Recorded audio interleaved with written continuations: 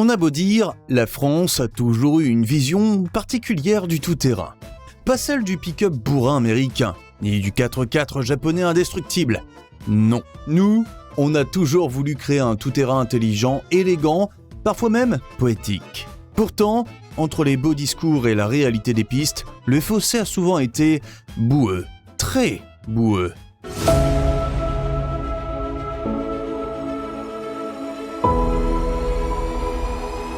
Et croyez-moi, certains constructeurs français s'y sont littéralement embourbés. Après notre vidéo sur les 10 tout-terrains les plus extrêmes, voici les 5 plus grands flops des véhicules tout-terrain made in France. Oui, il y a du lourd, très lourd. Numéro 5, Citroën 2 chevaux Sahara, 1958 à 1971. Je sais que mettre la 2 chevaux Sahara dans un classement des flops français est un peu comme traiter la Tour Eiffel d'erreur architecturale. Pourtant, quand on regarde les chiffres, difficile de nier l'évidence. Moins de 700 exemplaires produits entre 1960 et 1967. 694 exactement. Alors, comment une idée aussi brillante que la 2 chevaux Sahara a-t-elle pu faire un tel bide ? Sa genèse tient presque de la légende urbaine. Un concessionnaire audacieux convaincu que la modeste Dush pouvait devenir une véritable baroudeuse. Son idée, lui greffer 2 moteurs bicylindres, un à l'avant, un à l'arrière, chacun entraînant son propre train de roue. Plus précisément, 4 roues motrices, 26 chevaux cumulés et un système aussi simple que génial. Pas de différentiel central, pas d'électronique, 2 clés de contact, 2 pédales d'accélérateur reliées et le tour était joué. Citroën mord à l'hameçon et décide de produire cette 2 chevaux du désert en série limitée. Le nom Sahara n'est pas un hasard car la marque au chevron visait les zones coloniales françaises d'Afrique, notamment le sud algérien, où l'armée et les compagnies pétrolières avaient besoin d'un véhicule tout-terrain simple à réparer, capable d'aller là où les jeeps américaines s'enlisaient. Sur le terrain, la 2 chevaux Sahara était redoutable. Ses 735 kg à vide, sa garde au sol généreuse et sa double motricité lui donnaient une capacité de franchissement étonnante. Elle pouvait grimper des pentes à 40%, rouler dans le sable, traverser les zones rocailleuses. Voilà qu'entre la théorie et le marché, il y a un gouffre. Et dans ce gouffre, le Sahara s'est enlisé. Première erreur, le prix. Vendue environ le double d'une 2 chevaux standard, elle coûtait presque autant qu'une voiture moyenne supérieure. Un comble pour une auto censée être utilitaire. Deuxième coup dur, le contexte géopolitique. En 1962, l'Algérie devient indépendante et avec elle disparaît le principal marché visé par Citroën. Le nom Sahara devient même embarrassant. La marque rebaptise le modèle 2 chevaux 4x4 pour la fin de production. Troisième problème, la complexité mécanique. 2 moteurs, 2 réservoirs, 2 systèmes d'allumage. Donc 2 fois plus d'entretien. Et sur une voiture conçue pour être simple, cette surenchère technique perdait tout son sens. Résultat, une production qui s'étale péniblement sur 7 ans, à raison d'une centaine d'exemplaires par an, souvent montés à la main selon les besoins. Heureusement, cette 2 chevaux Sahara, rare, unique et follement originale, est aujourd'hui un mythe absolu. Les exemplaires encore en état se vendent plus de 150 000 € aux enchères. Alors oui, c'était un échec commercial. Mais sûrement pas un échec d'ingénierie. C'est le parfait exemple d'une idée trop en avance sur son temps et trop chère pour son public. Avant de passer au numéro 4, dites-moi, est-ce que vous auriez craqué pour une Citroën 2 chevaux Sahara ? Numéro 4, Delahaye VLR, 1951-1954. Bon, là, l'histoire prend une tournure un peu tragique. Nous sommes juste après la Seconde Guerre mondiale. L'armée française roule encore avec du matériel américain de surplus, des Jeep Willys MB rafistolés et recyclés par centaines dans les entrepôts militaires. Et dans ce contexte d'après-guerre, les dirigeants veulent retrouver une autonomie nationale. Produire français pour ne plus dépendre des États-Unis. C'est ainsi qu'en 1948, l'État confie à Delahaye, constructeur spécialisé dans les voitures de luxe, la mission de concevoir le remplaçant français de la Jeep américaine. Et là, on sent toute l'ambition de l'époque. Delahaye n'est pas le profil d'un industriel militaire, mais le projet tombe à pic. La marque est exsangue, le marché des voitures de prestige s'est effondré et l'entreprise cherche désespérément un nouveau souffle. Dès 1948, un prototype nommé Delta voit le jour, qui deviendra la VLR, véhicule léger de reconnaissance. Sous le capot, un 4 cylindres en ligne de 1995 cm3, 63 chevaux, une transmission intégrale avec réducteur et pour l'époque, une suspension à barre de torsion indépendante sur les 4 roues. Testée par l'armée en 1950, la VLR bluffe les officiers. Elle grimpe des pentes à 70%, franchit 60 cm de gué et atteint plus de 100 km/h. Le contrat tombe et plus de 4000 exemplaires sont commandés dès la première série. Delahaye respire enfin. La VLR est comme une montre suisse confiée à un soldat sous la pluie. Les mécanos de caserne n'en peuvent plus, les différentiels se bloquent, les pièces cassent et la fiabilité fond comme neige au soleil. En 1953, Delahaye tente d'améliorer le système, renforce la mécanique.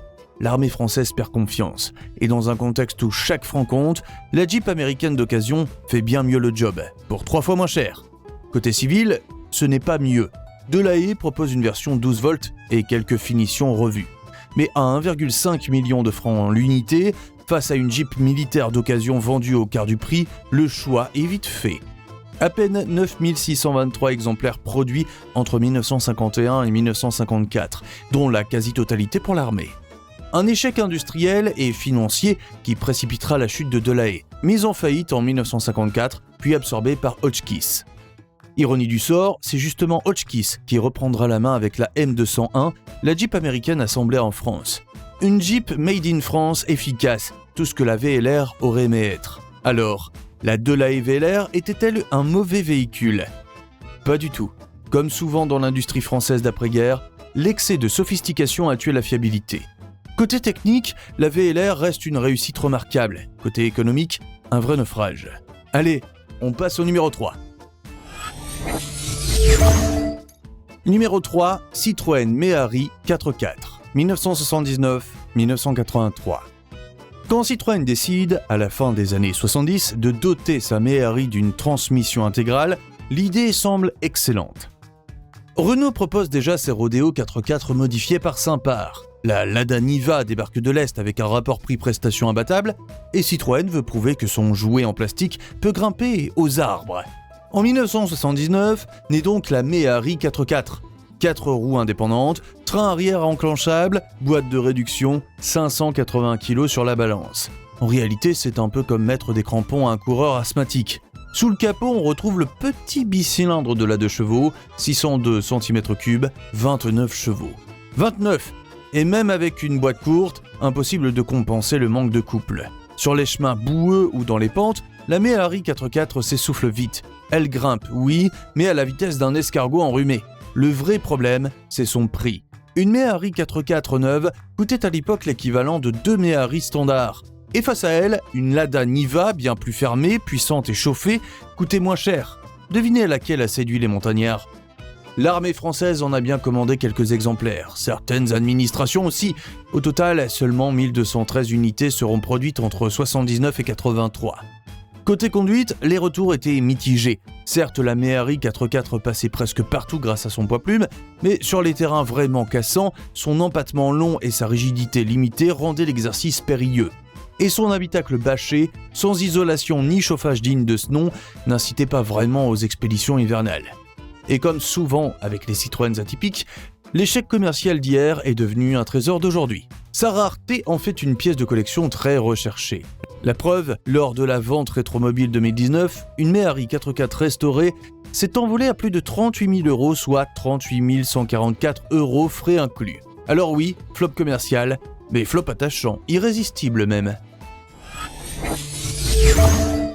Numéro 2, Renault 6 Simpar 4x4 1970.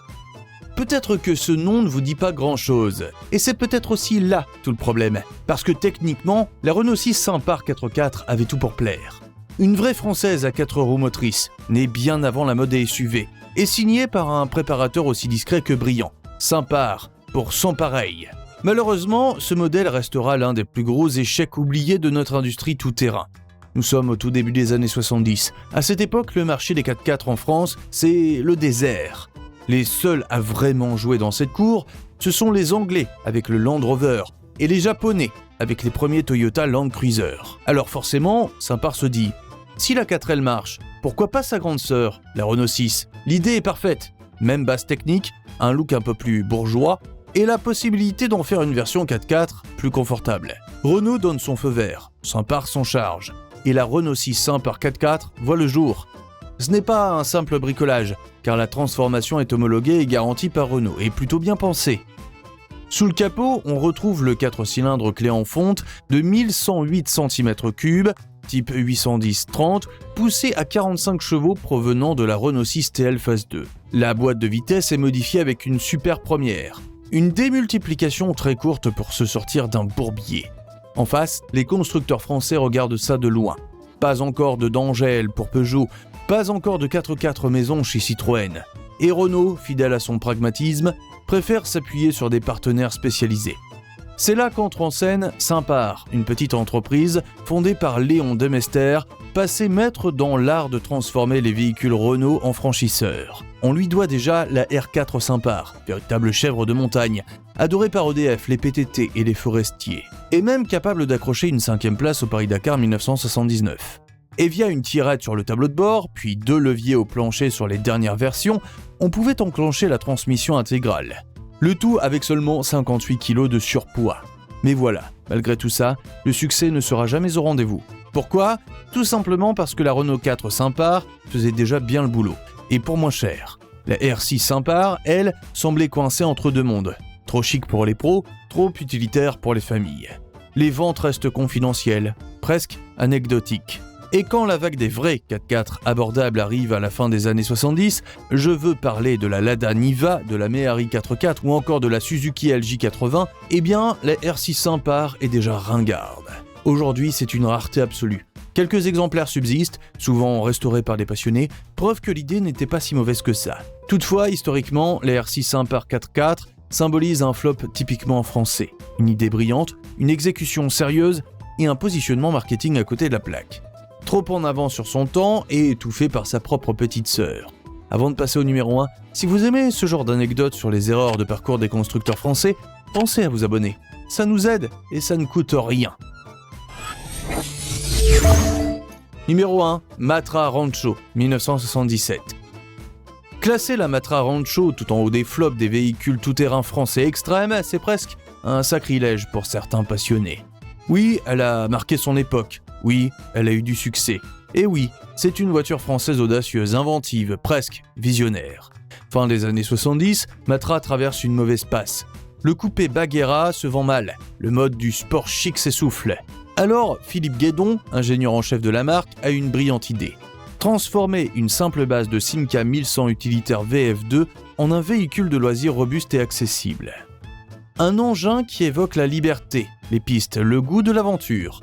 Résultat, le Rancho dévoilé en 77 et sur le papier, ça en jette.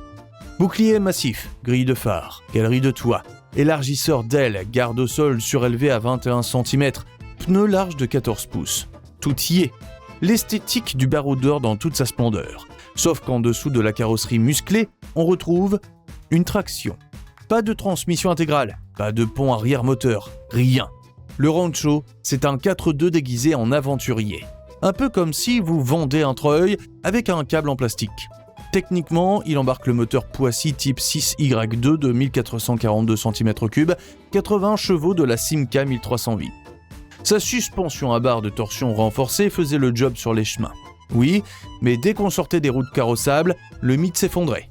Et le long porte-à-faux arrière, conçu pour dormir à bord, avait un effet secondaire catastrophique. Le délestage de l'avant en terrain accidenté.